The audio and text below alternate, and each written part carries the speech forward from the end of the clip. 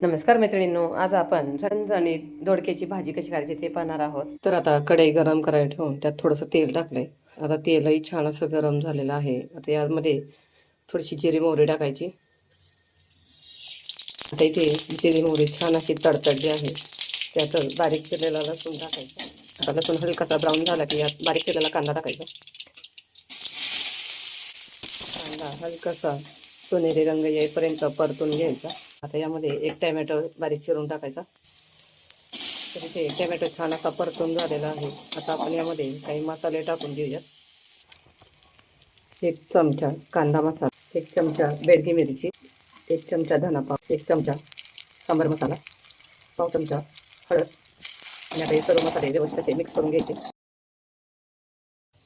आता आपल्याला यामध्ये दोडक्याच्या फोडी टाकायच्या. तर अशा पद्धतीने ते मी छोटे छोटे दोडक्याच्या फोडी करून घेतलेल्या आहेत.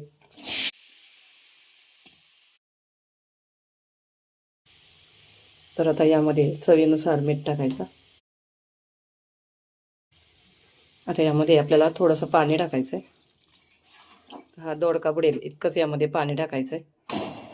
आणि आता याला एक उकळी येऊन द्यायची. तर इथे भाजीला छान अशी उकळी आली आहे. आता यामध्ये आपल्याला जाडसर शेंगदाण्याचा कूट टाकायचा आहे.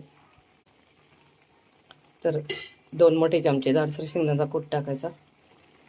आणि आता हा कूट व्यवस्थित मिक्स करून घ्यायचा आहे. आणि त्याला उकळी आली आहे. आता गॅसची फ्लेम स्लो करून यावर झाकण ठेवून आपल्याला हे शिजवून घ्यायचं आहे. तर इथे 15 ते 20 मिनिटं झाले आहेत भाजी शिजायला ठेवून. आता आपण ओपन करूयात.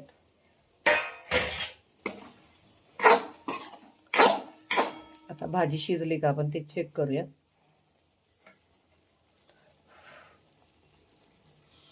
तर इथे तुम्ही पाहू शकता भाजी मस्त अशी शिजलेली आहे. आता गॅस बंद करायचा आणि मस्त आपली ही दोडक्याची भाजी तयार आहे.